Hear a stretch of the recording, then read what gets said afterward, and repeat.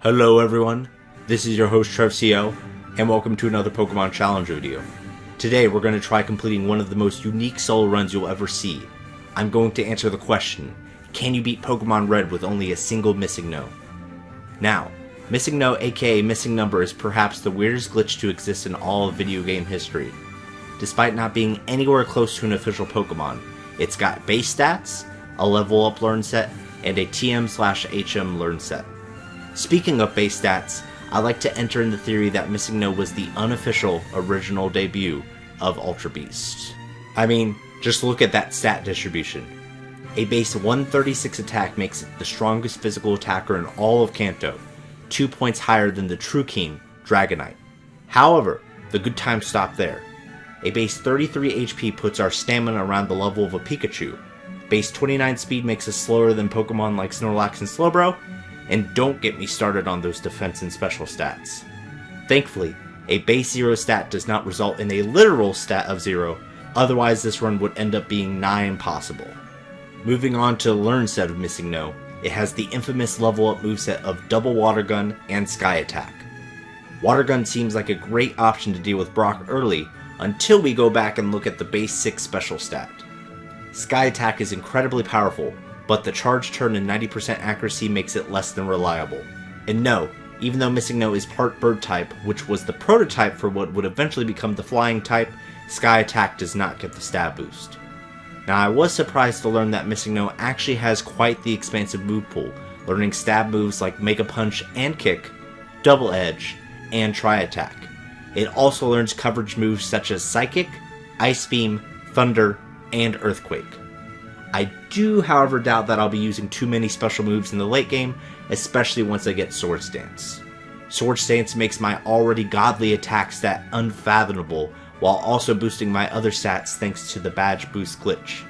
If you're unaware of the Badge Boost glitch, I highly recommend watching JRose11's challenge runs in Red and Blue. To quickly summarize, each time my stats are altered, either by my own setup or my opponent's doing, all stats will be boosted by 12.5%. This boost goes away after leveling up, which will become common in many battles during this run due to Missingno's bizarre experience requirements. Finishing off the intro with the rules, we're rolling with mostly the same ones we usually do. Number 1 is that we can only use Missingno in battle. Number 2 is that I will be doing every battle itemless, so no healing items or X items. And lastly, number 3 is no hacks or cheats, besides using the game chart to hack in Missingno in the first place. You may have noticed I didn't include glitches in the rule, and while I won't be using sequence breaking glitches like the Pokédog glitch to skip Giovanni, I will be using the aforementioned Badge Boost glitch, as that's mostly unavoidable and does add a certain amount of strategy to some late game battles. Obviously this run wouldn't be glitchless regardless, as we'll be using a Missingno, a literal glitch Pokemon. With all that out of the way, let's get into the run. Unlike all my other solo runs, I can't exactly make one of my starters a Missingno. I tried to find a game chart code that would make it a starter, but I could only end up finding a code that would allow me to encounter it in the wild. After catching one as fodder, as the new Pokedex entry will turn it back into a Rhydon, I catch a level 5 one that is officially my starter. Right away, I start grinding away in Viridian Forest, mostly off the wild Kakuna that can do me no harm. Based on my experience watching Poketips and Proto Mario's video in this challenge, shout out to them by the way for the inspiration for this video, I know grinding any other way is borderline impossible at this point. I attempted to defeat the first bug catcher for some extra experience, only to fall multiple times in a row. Eventually, I'm able to make my way to Brock and start making attempts at the measly level of 8. I never expected to beat Brock at this level, though I knew I could pretty consistently defeat the Geodude over and over, which would give out the same EXP equivalent to 4 to 5 Kakunas. So over and over did I attempt Brock, slowly gaining levels and edging closer to victory. I got oh so close at level 9, with Onix taking me down with a single tackle after some screeches. Any other move in the dub would have been mine. However, I don't need to wait too long, as on my very next attempt, I make it past the Geodude once more with full health, leveling up to 10. With this extra power, Water Gun is now a 3-hit KO on Onix, which I can achieve thanks to a lucky 3-turn bide. 1 badge glitched, 7 to go. I actually had quite the easy time making my way through Mount Moon. I have the occasional close call, but overall I would describe this time as a positive experience. It really helped that I was able to pick up the TM for Mega Punch, giving Missingno a mostly reliable stab move for the time being. The most important fact is that I have a physical move that doesn't take a turn to charge up. While I'm on Mount Moon, I pick up the Dome Fossil. I know that if I didn't say, you'd all be asking in the comments. Actually, do comment anyway. Comments are good for the YouTube algorithm. After stealing that joke for the first, and most definitely last time, let's attempt to defeat Misty. Is what I would say if I could even get to her. Missingno's crazy early game EXP curve and my lack of fighting all available trainers meant I only entered her gym at a mere level 13, meaning I was unable to defeat either of her trainers, especially the required one with the level 19 Goldeen. I did get the luck to fall in my favor and was eventually able to defeat Junior Trainer after a few attempts, but I know I'm no match for Misty at this point in time.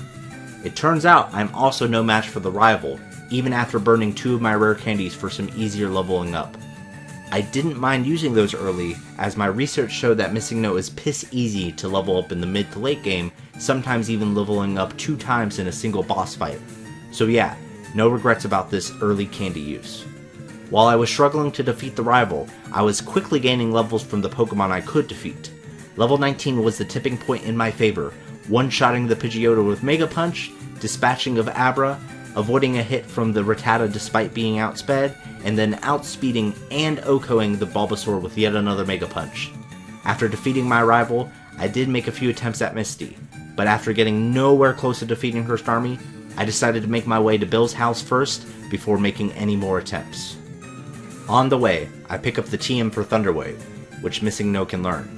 I doubt it'll see a ton of use in this run, though I do foresee a possibility that it'll play a key role against Starmie. I've cleared out the route of all of its trainers, ending up at level 24. Time to reattempt Misty. My first attempt at this new level starts off well, taking only minor damage from Staryu's tackle. My hopes are immediately dashed when even a simple water gun from Starmie takes me out from 75% without a crit, which means on my next attempt when I see the bubble beam text that comes up, I don't even bother sitting through the animation to see my HP drain to 0. My third attempt is the one I was looking for, where I can get off a Thunder Wave as Misty boosts Starmie's defense with an X Defend. My new level allows Mega Punch to 2-hit KO through the boost, and I take minimal damage from tackle in return. I thankfully don't miss, and now I've claimed my second badge. I teach Bubble Beam over Water Gun right away, as it's a significant upgrade in power. Hopefully I can now kill all those rock ground types in one hit. Wishful thinking aside, I encounter my rival on the way to cut. And wouldn't you know it, I'm 3-hit KO'd by a Pidgeotto Gust, Eradicate Tackle, and Kadabra Confusion. I take a few more attempts where I either get crit KO'd or hacked by Sand Attack, but I do end up with an attempt where I have decent HP heading into the Ivysaur fight thanks to Kadabra going for Disable, and despite missing my first Mega Punch, my second connects. With Cut at my disposal, we can now pay Lieutenant Surge a visit. I find out on my first try that Thunderbolt from Raichu is an instant death. I probably didn't need to see it to believe it, though I guess it's good to have video evidence. I also found out that a crit Thundershock could kill me from near full. Again, knowledge I pretty much already had through common sense. The first thing that actually kind of surprised me in these attempts was that a base Thundershock with no crit could kill me from about 2/3 health. So that's something, I guess? Apparently by the 4th try, Surge felt bad for beating up the poor glitchy abomination, so he simply used an X speed while Missingno straight up punched Raichu in the next week. Another one bites the dust. By the way, while Bubble Beam does kill Geodudes in one hit, it did not kill the Gravelers in one hit. An upgrade over Water Gun for sure, but Febrezing stinky garbage still leaves you with garbage.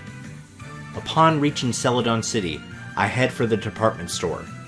Usually it's at this point you focus on the great attacking moves like Ice Beam and Rock Slide that you get from the little girl on top of the building. This time, however, the focus is on Tri-Attack. True, Tri-Attack isn't nearly as good as it would be in later generations thanks to the lack of it having its classic 3 status effects in Generation 1. But what it does lack in utility, it more than makes up for in reliability. Having the same power as Mega Punch without any of the accuracy concerns, I think I can live without the chance to burn, freeze, or paralyze my opponents. The first true test of Tri-Attack's power is against Rocket Boss Man, Giovanni. His lead Onyx goes down to a single bubble beam while failing to land a Screech. Rhyhorn, just like the Gravelers in Rock Tunnel, did take a single bubble beam. Classic Giovanni though, he chooses to go for the guard spec instead of major damage. A second bubble beam finishes him off. Kangaskhan is the true threat, and I know I have to paralyze it if I want to take it out, similar to the game plan for Starmie. I don't know if Missingno used its glitch powers or not, but I get the incredibly rare 1 in 256 miss glitch from the Kangaskhan's bite, allowing me to get off the T-Wave. Tri-Attack nearly takes out the Kangaskhan, as it goes for quite possibly the worst move in Pokemon's existence, Gen 1 Rage. With the Silph Scope obtained, Pokemon Tower is next on the Missingno solo run itinerary. For the first time in the run, a rival battle is actually an easy sweep. Nothing stands up to the power of Tri-Attack from a Pokemon nearly 20 levels higher. Kadabra could have been a nuisance had it attacked, but thankfully I got disabled yet again. What wasn't quite so simple was the Ghastlies from the acquired channelers I had to fight. Sky Attack can dispatch of each Ghastly in one hit, that's no problem. The issue becomes the moves that Ghastly chooses to go for during the one turn of charging up. Lick is the best, with Missingno's normal typing making it immune to ghost type attacks. This doesn't apply to Nightshade in Gen 1 unfortunately, as you'll know if you watch my Ghastly minimum XP solo run. Hint hint, nudge nudge. Still, Nightshade isn't too bad of an option. The absolute worst option is Confuse Ray. Confusion damage is based off a typeless 40 power move calced with the Pokemon's own attack and defense stat. You can tell how that's a problem with a Pokemon that has a base 136 attack and base 0 defense stat, right? It's not too often that you can see a Pokemon kill itself from 75% health with a single hit from Confusion after all. I did eventually get through the nightmare that was Pokemon Tower and attempt to defeat Erika at this point, only to immediately be outsped and crit one-shot from Victory Bell's Razor Leaf. Outside of Generation 1, you could write that off as shitty luck and reattempt, but in Gen 1, that's basically guaranteed to happen every time when you combine how crits work in this gen and Razor Leaf's high crit chance. So I decided that grinding on some of the gym trainers around me would level me up and hopefully allow me to outspeed before too long. And I was correct. Just one level later, at level 42, Missingno now rains havoc on Erika's entire team. This shows that Missingno needs to outspeed Pokemon to be effective, as I certainly won't be taking hits in many fights. Before collecting any more gym badges, let's progress through more of the story and unlock Missingno's true power. First up is grabbing TM03, Sword Stance. One Sword Stance should allow me to KO any Pokemon in my way, even sometimes those that resist Tri-Attack. More importantly, I can now take advantage of the badge boost glitch every time I set up a Sword Stance. This should hopefully mean outspeeding threats that I could not normally outspeed, or at the very least, making my bulk somewhat passable. But amazing power and stat boost won't help me if I can't hit my number one weakness right now, Ghost types. Thankfully, Silph Company is not home to just one amazing TM that Missingno can learn, but two. I also pick up the greatest physical attack to ever exist, TM26 Earthquake. With that, my moveset is in theory complete. I could replace Thunder Wave at some point, but realistically any other move is more of a side grade at best, rather than an upgrade. I test out our new monstrous creation on the infamous Rival Fievel. Despite taking a sand attack from Pidgeot to start off, I barely miss any of my moves, especially in key situations where I need to hit. +2 quite literally decimates the Pokemon on screen, and that's back-to-back damageless rival fights. Due to poor decision making and luck, Giovanni is also a cakewalk at +2. You may be able to see some of the issues with trying to abuse the badge boost glitch with Missingno however, as it now levels up so often during fights. Remember, leveling up gets rid of the side boost while keeping the main attack boost from Sword Stance. You can see this on one of my attempts against Sabrina. I try to use Mr. Mime as setup fodder, then after dispatching of it after one Sword Stance, I leveled up after taking down Venomoth. Alakazam of course outsped me at that point and finished me off with Psybeam. Sometimes, you've got to brute force your way through an attempt, and that's just what I do. Thankfully, I only get a disable from Kadabra and Oko back with Tri-Attack. I dodge Double Sap from Mr. Mime and once again, use Tri-Attack. Believe it or not, I avoid another move, Stun Spore from Venomoth, and my thank you present is a vicious Tri-Attack. All of this only matters if Alakazam plays nice, which to my amazement is what ends up happening. Reflect allows it to live a single tri-attack with a sliver of health, but a missed Psy-Wave as a follow-up means a second tri-attack nets me the badge. With the plot basically finished at this point, it's boss rush time. I most likely didn't need that Sword Stance boost to one-shot Koga's entire team, but regardless, I didn't miss any of my 4 Earthquakes even with the Coffin smokescreen, and the subsequent badge boost I got from it meant that I could outspeed everything guaranteed. 2 badges to go.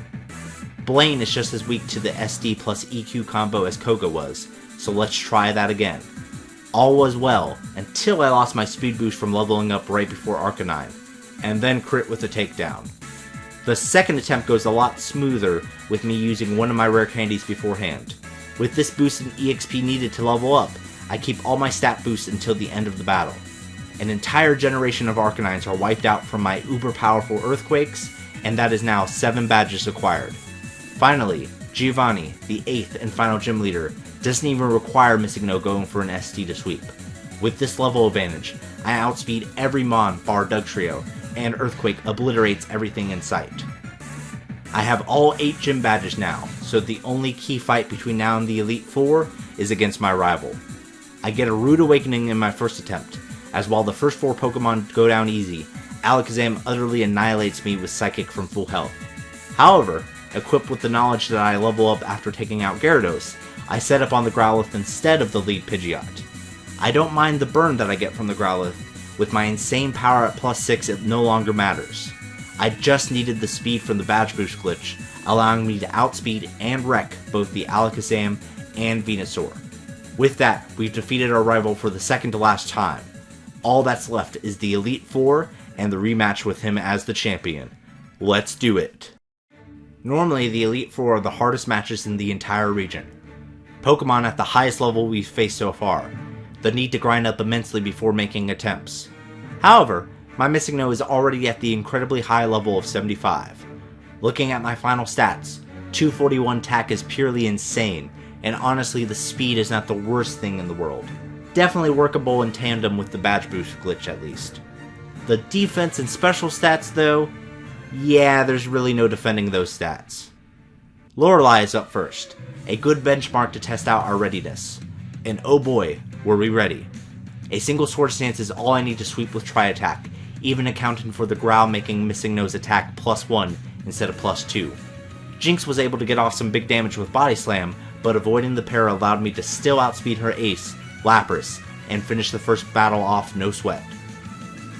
Prior to battling Bruno, I used the same trick I did against Blaine, a rare candy allowing me to maximize my badge boosts before leveling up. Maximize I did, Missingno getting up not 1, but 2 Sword Stances after Onix went for the pitifully weak Rage. You just saw the same Sonic Dance against Lorelei. Down goes Onix. Down goes Hitmonchan, followed by Hitmonlee. Onix numero dos is easy pickings as well. Bruno's only hope was that Machamp could somehow outspeed, but no dice. EQ is a one-hit knockout, and it's on to Agatha. Honestly, when it comes to Agatha, I wasted too many attempts on trying to correctly play around my level ups with the badge boost. I want to reference J-Rose 11's Red and Blue solo run series once more, because he describes her battles best. Agatha is nothing but a lottery, and by attempting to get the upper hand by outspeeding thanks to Sword Stance boosting, I'm actually sabotaging my chances. The less chances Agatha has to confuse me, put me to sleep, or hit me in general, the better. On what ended up being my winning attempt, I said screw it to all that boosting bullshit and focused solely on killing already dead Pokemon. Earthquake for Gengar, Tri-Attack for Golbat, and 3 more Earthquakes for Haunter, Arbok, and Gengar number 2. Lance, the Dragon Master, is up next. Because of my current experience, I know I will level up after killing the first Dragonair, so instead of setting up on Gyarados, which was already a risk in the first place, I decided to dispatch of both it and said Dragonair. Dragonair number 2 does give me a bit of a scare. If it wasn't for the badge boost glitch boosting my defense alongside my speed, the second Hyper Beam would have most definitely killed me. But it did not, and after boosting all the way up, not even the Aerodactyl or Dragonite can stand up to the sheer power of Tri-Attack. We've got one final battle left. Our rival, the champion. As I've done this entire Elite Four run, I use the opponent's lead as setup fodder. The biggest threat to Missingno is his Alakazam, which he'll always send out second. So knowing I won't level up for at least a few Pokemon, I boost all the way to +6. As I'm about to be struck by a Sky Attack from Pidgeot, it's shot out of the sky by Tri-Attack. Now's the moment of truth. Do I outspeed Alakazam, one of the fastest Pokemon in the entire game? Yes, and Tri-Attack results in yet another one-shot. Really feeling myself at this point, I don't even bother to scroll down to Earthquake against Rhydon. Resisted Tri-Attack is still enough. Here's where I get that level up I was talking about earlier, though the instant loss of speed won't matter against the incoming Gyarados. Where it will matter is the Arcanine, who outspeeds me and lands a critical hit Ember, leaving me with a mere 28 HP. It all comes down to this: will I outspeed the Venusaur without the badge boost? Once again, the answer proves to be yes, and I have beaten Pokemon Red with only a single Missingno. What a crazy ride that challenge was. From the insane stat distribution, to the interesting starting moveset, and the wild EXP curve. While the usual EXP curves are exponential, Missingno's almost felt more linear. This resulted in the early game being leagues more difficult than the end game. Also didn't hurt to have the busted moveset of Sword Stance, Earthquake, and Stab Tri-Attack. If you haven't already, please hit the like and subscribe button. I have a goal of trying to get as close to 300 subs by the end of the year, and while unlikely, I do want to build great momentum heading into 2022. Also, I have an insane idea for a video focusing on another glitch Pokemon in Yellow, but you'll have to wait and see when it comes out. Thank you guys so much for watching, and I'll see you guys in the next one. Peace!